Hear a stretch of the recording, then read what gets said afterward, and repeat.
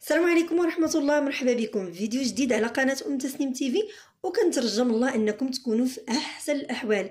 اليوم بمشيئة الله غنشارك معكم وصفة كتجي زوينة غزالة فعالة لهاد البرد وهاد السميقلي، غتنفعكم بزاف. غتنوضي تحضريها في الحين، ما غاديش تعكزي عليها.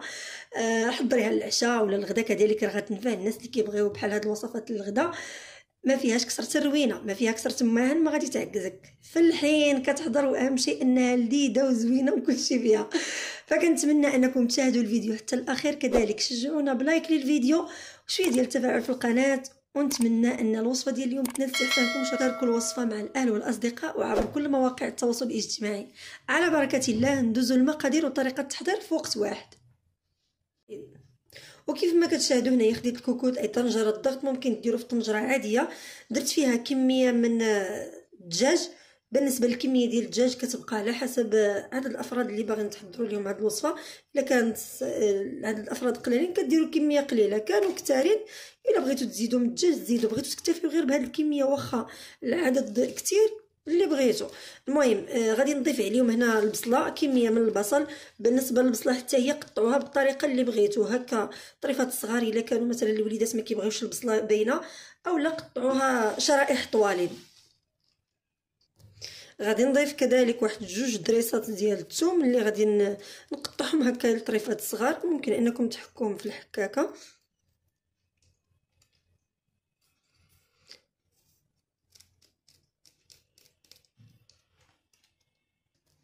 وكنضيف التوابل، غادي نضيف سكينجبير اي زنجبيل بودره، غنضيف كذلك الخرقوم اي الكركم. المهم غنضيف واحد الكميه لا باس بها، وغادي نضيف البزار.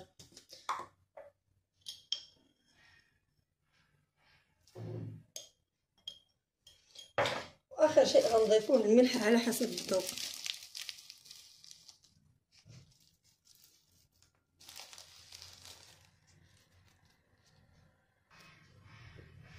وكنضيف الزيت، المهم ضيفوا زيت النباتيه ولا زيت الزيتون اللي بغيتو.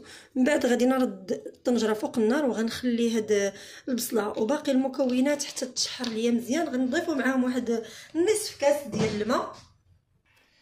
هادشي راه واحد الجو كاين اليوم الغيام واحد البرد، لكن الحمد لله على امطار الخير اللي نزلت، فالله يرحمنا ويرزقنا يا ربي الغيث النافع ويسقينا برحمته. المهم غادي ندير هاد الطنجره كيف ما سبق ليا وذكرت تشحر ونرجع معكم. وغنحتاج هنايا العدس، عندي كاس ديال العدس اللي نقيته، عندي نص كاس ديال الفول يابس هكا منقي ومهرس بهذا الشكل هكا. بالنسبه للفول كيبقى اختياري، اللي ما بغاش يضيفه ممكن انه يستغنى عليه. عندي كذلك الحلبه. بالنسبه لهاد الحلبه راه الحلبه بلديه، انا هنايا غنديرها هكا. اللي ما كيبغيش الحلبه تكون مجهده ممكن انه يسلقها ويحيد داك الماء ديالها غادي يضيفها. المهم انا هنايا راه غادي نضيفها هكا. غنغسل هاد الفول والعدس وهاد الحلبه غنغسلها ونخليها بوحديتها. انا من بعد ما تقلى ليا داك اللحم وداك البصيله نزلات ليا، غادي نضيف عليهم داك الفول والعدس اللي غسلت. هانتوما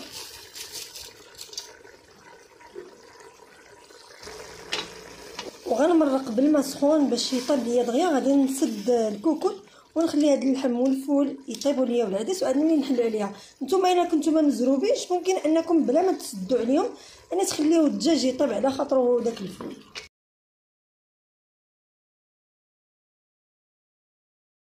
وقبل ما غنسد الكوكوط كنضيف واحد راس معلقه ديال السمن الحر، ممكن انكم تستغناو عليه اللي ما كيبغيش. وغادي نضيف كذلك واحد الفصوص من الثوم، اولا ممكن ديروا راس ديال الثوم كبير بالقشور ديالو. وكنضيف كذلك واحد الربيطه ديال القزبر ومعدنوس. صافي غادي نسد الكوكوط غنخليها غير تصفر واحد شويه ونرجع نحلها. ومن بعد ما كتصفر ليا الكوكوط غير واحد التصفيره وحده انايا حليتها، وغادي نضيف ليها ديك الحلبه كما سبق ليا وذكرت. الحلبه راني درتها ما سلقتها ما والو. اللي ما بغاش تطلق المذاق ديالها بزاف ممكن يسلقها ويصفي داك الماء ديالها. صافي غادي نسد الكوكوط شويه على ما طيب هاد الحلبه ونرجع. هنا راه باقي حتى المكونات الاخرين ما طابوش ليا مزيان. الحلبه ما بغيتش نضيفها معاهم لانها بلديه، غتطلق ليا الريحه بزاف وغيجي المذاق مر، رغم انني دايره كميه قليله. فسديت واحد شويه على ما طابو، ومن بعد عاود وليت درتها مره اخرى. المهم واحد 5 دقائق ما كاملاش.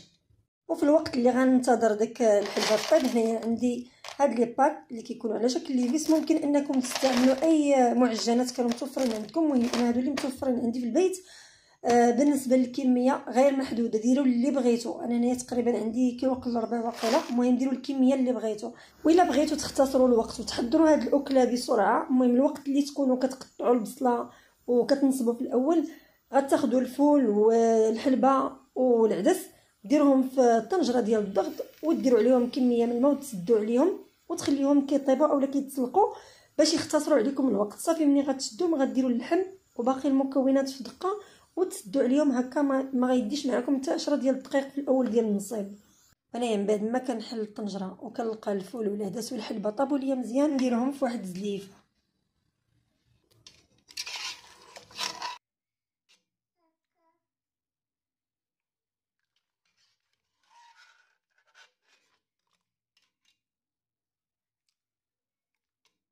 وكناخذ هاد لي بات اللي عندي نديرهم وكنخليهم يطيبوا. بالنسبه لهاد العدس وباقي المكونات، الا بغيتو ما تحيدوهمش راه ماشي ضروري، ممكن انكم تخليوهم. الا ما بغيتوش ديروهم من الفوق ما عندكمش مشكل، ممكن انكم تخليوهم.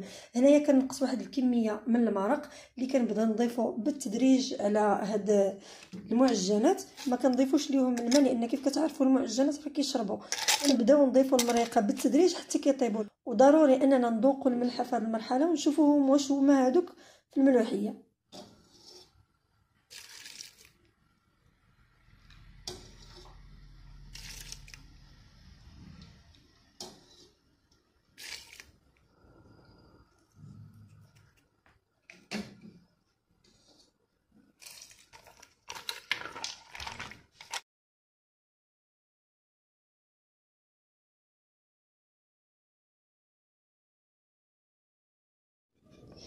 هنايا كيف كتلاحظوا من بعد ما طابت وطفيت عليها قلبت المقرونيه لقيتها طايبه، هنايا كيبقى واحد شويه ديال المريقه، لكن راه ما كتجي فين تبرد حتى كتكون شربات هاد المرقه. واللي بغى انه يخلي فيها المرقه ممكن انه يخلي فيها كميه شويه اكثر من هذه باش تجي هي هذيك.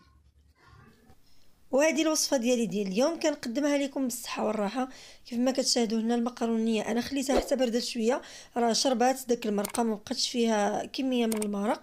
انتم كيف ما كتلاحظوا هنايا راه عندي شربت، كل ما خليتوها بردت كل ما كتزيد تشرب اكثر. المهم اللي تركزوا عليه ان هذا النوع ديال المقرونيه راه خصو يطيب مزيان. فكنتمنى ان الوصفه ديال اليوم تكون نالت استحسانكم. الى لقاء اخر ان شاء الله تعالى مع وصفه جديده. وكنقترح عليكم في اخر هذا الفيديو وصفات اخرى نتمنى انكم تشاهدوها وتنال استحسانكم.